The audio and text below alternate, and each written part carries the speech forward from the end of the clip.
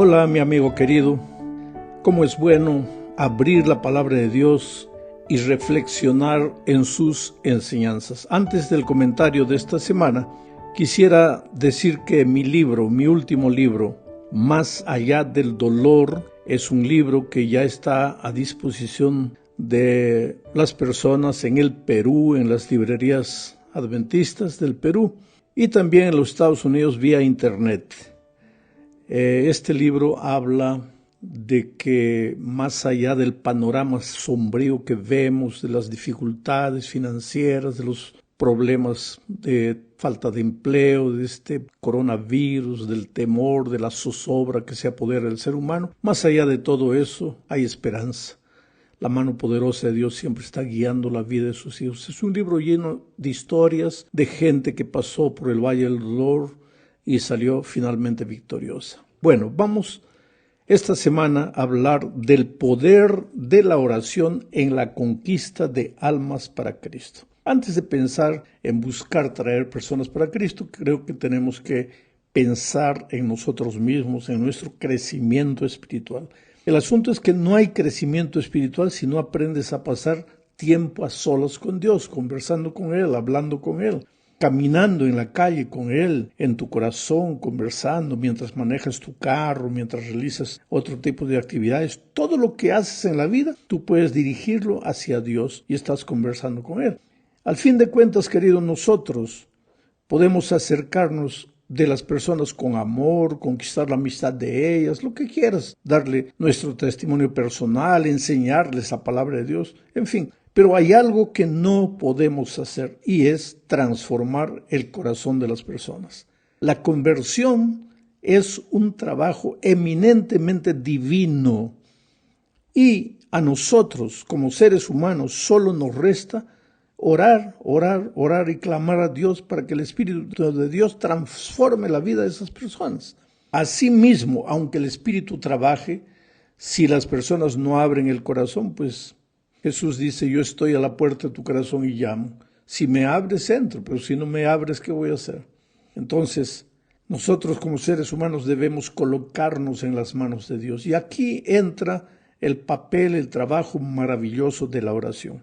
Empecemos hablando del conflicto cósmico. Pablo, escribiendo a los Efesios, en el capítulo 6, versículo 12, dice, porque no tenemos lucha contra sangre y carne, sino contra principados, contra potestades, contra los gobernadores de las tinieblas de este siglo, contra huestes espirituales de maldad en las regiones celestes. Sabes que hay mucha gente que no se da cuenta de que por detrás de todo lo que vemos está la mano del diablo tratando de quitarle a Dios la adoración, la soberanía, la autoridad. Este problema del coronavirus, los problemas de las guerras, de los terremotos, no son provocados por Dios. El diablo trae el dolor al mundo, pero quiere hacerle creer a los seres humanos que Dios los está castigando, que Dios está mandando todas estas cosas horribles. ¿Y para qué? Para hacer que el hombre se rebele más contra Dios, para hacer que el hombre piense, ¿dónde está Dios? ¿Por qué me abandonó? ¿Por qué se fue de mi vida? ¿Por qué escucha la oración de los otros, pero no escucha mi oración? En fin, ahí cuando una persona reacciona de esa manera delante del dolor, delante de la tribulación, pues el diablo da la carcajada porque dice, finalmente yo gané, yo vencí, porque yo provoqué todo esto y ahora el ser humano le está echando la culpa a Dios. Entonces, nuestra guerra no es contra sangre, no es contra carne, es contra fuerzas invisibles de las cuales a veces ni tenemos conciencia. Y en esta lucha espiritual, pues solo una fuerza espiritual, solo que esa fuerza espiritual no está en nosotros. Esa fuerza viene de Dios y es por eso justamente, porque nuestra guerra no es contra sangre ni carne, que necesitamos ir a Jesús. Yo encuentro muchas veces personas que luchan, aplican su dominio propio, su fuerza de voluntad. Muchas personas que cambian completamente el régimen alimenticio para tratar de ganar fuerzas para vencer el mal. No, querido. Yo no digo que el cristiano no tenga que tener un régimen alimenticio correcto, pero si tú piensas que por eso vas a tener fuerzas para derrotar al mal, estás completamente equivocado. Porque nuestra lucha no es contra sangre y carne, nuestra lucha es contra una fuerza espiritual. Claro que tienes que vivir de manera saludable, pero más tienes que doblar tus rodillas y aprender a vivir las 24 horas en espíritu de oración. Además de la oración arrodillado, una oración establecida, aprender a vivir constantemente dependiendo de Dios. En la segunda parte hablaremos de Jesús como nuestro gran intercesor. Jesús, a lo largo de su ministerio, fue un hombre de oración. Oró en la hora de su bautismo. Oró antes de iniciar su ministerio. Pasó 40 días orando y ayunando. Antes de escoger a sus discípulos, pasó una noche entera orando. Las grandes obras que él realizaba, de hacer andar paralíticos, curar leprosos, no eran resultado de su fuerza divina. Es verdad que Jesús nunca dejó de ser Dios. Él tomó la forma humana, pero nunca dejó de ser Dios. Nunca perdió sus poderes de Dios. Pero al venir a la tierra hizo un trato con su Padre, de que en la tierra no usaría sus poderes divinos para nada. Por eso en el desierto de la tentación, el diablo quiso hacerlo usar sus poderes divinos. Y si lograba eso, hacía pecar a Jesús. Jesús hizo un trato con su Padre al venir a este mundo, que en este mundo no usaría para nada sus poderes divinos. Por lo tanto, las grandes obras de victoria sobre el pecado y las grandes obras maravillosas de curación, milagros que hizo, lo hizo en el poder de su Padre. ¿Por qué? A través de la oración. Hay en la Biblia un incidente elocuente del poder de la oración. Si tú revisas los 4 evangelios, vas a ver muchas veces que Jesús se retiraba. Jesús era un hombre solitario. Se retiraba a las montañas, doblaba sus rodillas, conversaba con su Padre. A veces las sombras de la noche llegaban y él estaba arrodillado. Y cuando al día siguiente la luz del sol salía, él continuaba arrodillado. Después bajaba de la montaña, de su lugar solitario de oración, y llegaba a las multitudes con poder. Ese es el incidente que encontramos en Marcos capítulo 9. Voy a leer los versículos 14, 17, después del 20 al 28. Dice así: Cuando llegaron a donde estaban los otros discípulos, y esto habla de cuando Jesús fue al monte de la transfiguración y pasó orando, orando, orando y clamando a Dios. Entonces, cuando llegaron a donde estaban los otros discípulos, los encontraron rodeados de una gran multitud. De entre la multitud, uno le dijo al maestro: Te he traído a mi hijo. Tiene un espíritu que lo ha dejado mudo. Cada vez que se posesiona de él, lo sacude. Entonces mi hijo echa espuma por la boca, rechina los dientes y se queda rígido. Les pedí a tus discípulos que expulsaran a ese espíritu, pero no pudieron. Jesús dijo: ¡Ay, gente incrédula! ¿Hasta cuándo tendré que estar con ustedes? ¿Hasta cuándo tendré que soportarlos? Esa frase me impresiona. No se trataba de la incredulidad de las personas que estaban ahí, que no conocían a Cristo. Se trataba de la incredulidad también de sus discípulos. ¿Qué tipo de incredulidad? ¿Acaso no lo seguían, no creían en él? Creían en él, pero no creían en sus palabras, porque él ya les había enseñado muchas veces acerca del poder de la oración, pero esa gente trató de sacar al espíritu inmundo, esos discípulos, con sus fuerzas, usando tal vez palabras, pero no consiguió. Por eso Jesús quedó triste y dijo: ¡ay, gente incrédula! ¿Hasta cuándo tendré que estar con ustedes? ¿Hasta cuándo tendré que soportarlos? Tráiganme al muchacho. Cuando Jesús vio que la multitud se agolpaba, dice el texto, reprendió al espíritu inmundo y le dijo: Espíritu sordo y mudo, yo te ordeno que salgas de este muchacho y que nunca vuelvas a entrar en él. El espíritu salió gritando y sacudiendo con violencia al muchacho, el cual quedó como muerto. En efecto, muchos decían: está muerto, pero Jesús lo tomó de la mano, lo enderezó y el muchacho se puso en pie. Ahora, cuando llegaron a la casa, cuando Jesús entró en la casa, dice el relato, sus discípulos le preguntaron a solas: ¿por qué nosotros no pudimos expulsarlo? Jesús les respondió: estos demonios no salen sino con oración. Estos demonios solo salen con oración. Oh querido, cuando un hijo de Dios se arrodilla, los poderes de las tinieblas tiemblan. A lo largo de mi vida yo he vivido momentos difíciles. Yo estaba en Itapecerica de la Sierra, en San Pablo, en una campaña evangelística. El pastor iba a bautizar a un candidato antes de la predicación y de repente el diablo tomó posesión de aquella mujer. Y la mujer, con una fuerza descomunal, agarró al pastor y lo sumergió en el agua. Y la gente pues quedó asustada. En ese momento yo tomé el micrófono y le dije a todo el público, debería haber unas 6,000, 7,000 personas. Este es el momento de orar. Clamamos a Dios todos juntos. Y de repente la mujer perdió las fuerzas. Entonces yo le dije al pastor, ¿puede bautizarla? El pastor levantó la mano, hizo la declaración del bautismo. Aquella mujer salió del agua transformada, abrazó al pastor.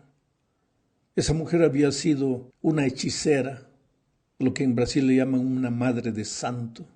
Había conocido el evangelio, había renunciado todo y aceptado a Jesucristo, y ahora en la hora de su bautismo el diablo la agarra y la amenaza de muerte. Y 25 días después ella muere en un accidente de tránsito. Por eso te digo que nuestra fuerza, nuestra lucha, nuestra batalla no es contra fuerzas físicas. No es nuestro cuerpo, nuestro dominio de voluntad, nuestra fuerza que va a vencer, solo Dios. Y eso buscando el poder divino a través de la oración. Las palabras de Jesús son elocuentes. Estos demonios solo salen con oración. Oh querido, el diablo existe. En medio del conflicto de los siglos, nosotros estamos allá. A veces no podemos verlo, pero existe y trabaja contra nosotros. A veces se mete en una botella de licor, en una cajetilla de cigarros, en la droga, en la promiscuidad, solo para destruir la vida de sus hijos. Pero no tenemos que tener miedo, porque Jesús le dijo a Pedro, mira, Lucas 22, 31 y 32. Jesús le dijo a Pedro, Simón, Simón, Satanás ha pedido sacudirlos a ustedes como si fueran trigo, pero yo he rogado por ti para que no te falte la fe, y tú cuando hayas vuelto deberás confirmar a tus hermanos. Esas palabras no fueron solo para Simón, son para ti y para mí también. El diablo quiere destruirnos, nos va a sacudir, nos va a meter al fuego de la tentación, va a hacer lo que pueda y lo que no pueda para acabar con nuestra vida. Pero no tenemos que tener miedo. ¿Por qué? Porque el Señor Jesucristo está intercediendo por nosotros. Él es nuestro gran intercesor. Veamos ahora las oraciones intercesoras de Pablo.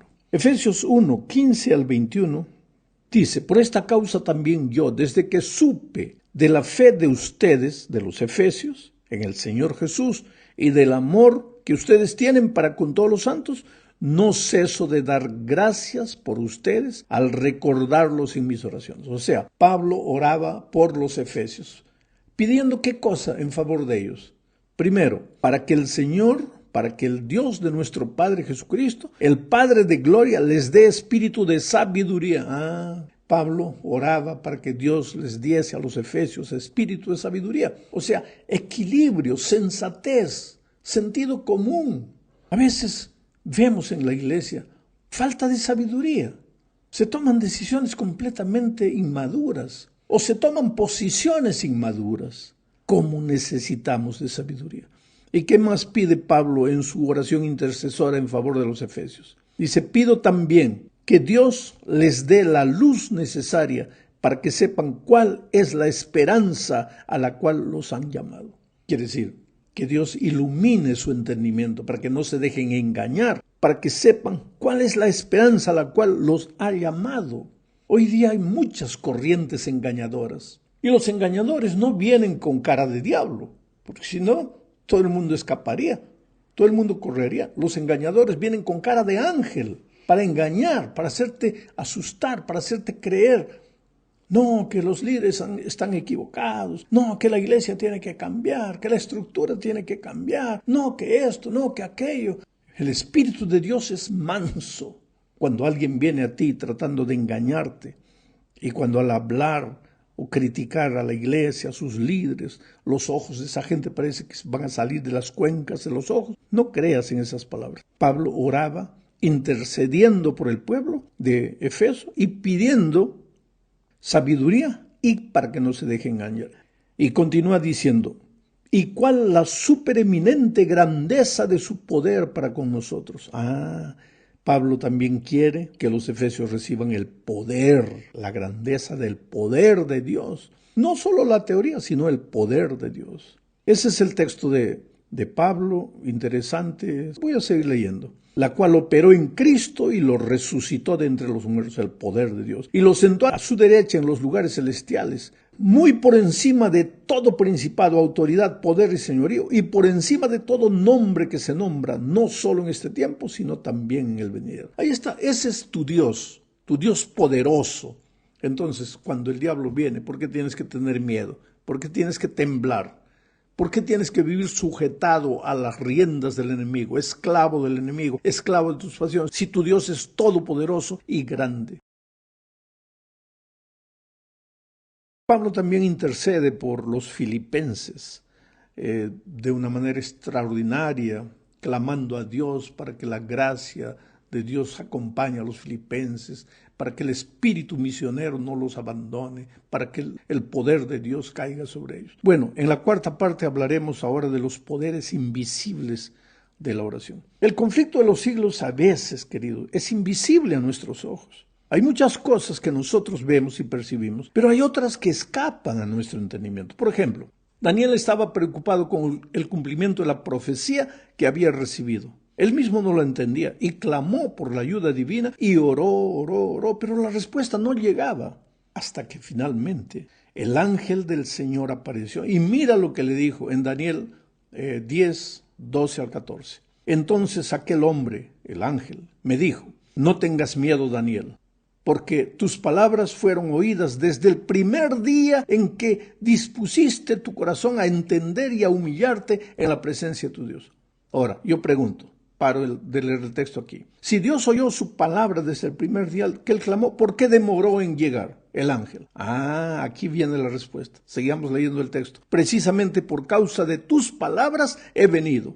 El príncipe del reino de Persia se me enfrentó durante 21 días. Pero Miguel, que es Jesucristo, que es uno de los príncipes más importantes, vino a mí en mi ayuda y me quedé allí con los reyes de Persia. Ahora he venido para hacerte saber lo que va a suceder a tu pueblo en los últimos días. La visión es para esos días.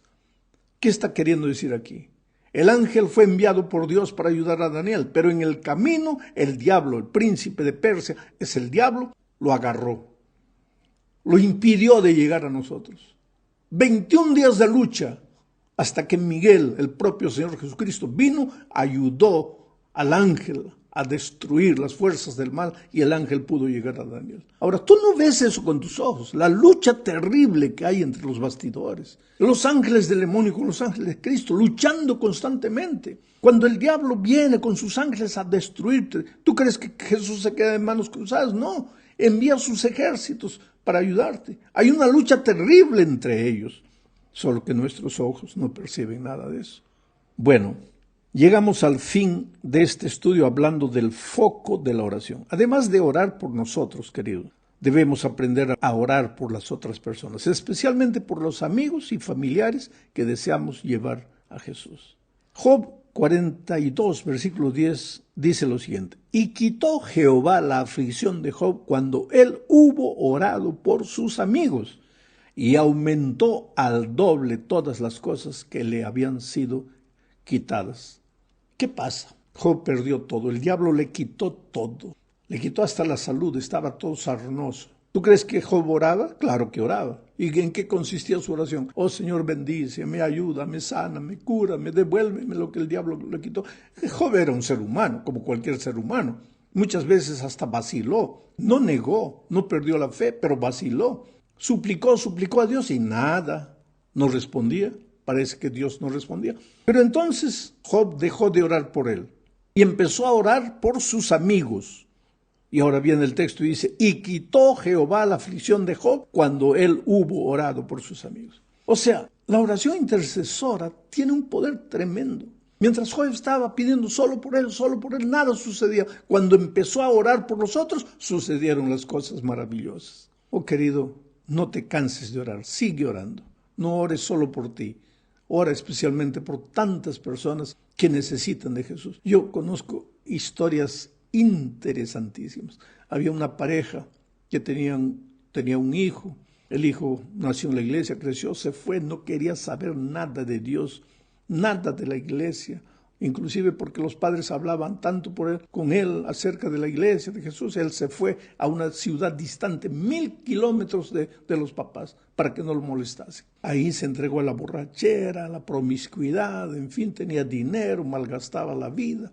Un sábado a las 11 de la mañana, él estaba en la playa, ahí borracho, medio ebrio, cuando sintió que se moría. Cayó fulminado. Lo llevaron al hospital, en fin, se le había bajado la presión. Esa noche, él llamó a los papás y les dijo todo lo que había sucedido con él. Y ellos preguntaron a qué hora fue. Ellos dijeron a las 11 de la mañana. Justo el momento en que la iglesia toda, en la iglesia de los papás, estaba arrodillada intercediendo por él, porque los papás habían colocado el nombre del hijo en el círculo de oración. La oración estaba en ese momento siendo elevada al cielo, intercediendo por el hijo. Y 1000 kilómetros lejos, el Espíritu de Dios agarró al joven y lo tiró al suelo. A raíz de ese incidente, él volvió a la iglesia. Ese es el poder de la oración. Es verdad que tenemos que acercarnos con sabiduría, ser amigos, pero el poder de la oración es inigualable. Por tanto, ora por ti y por tus amigos.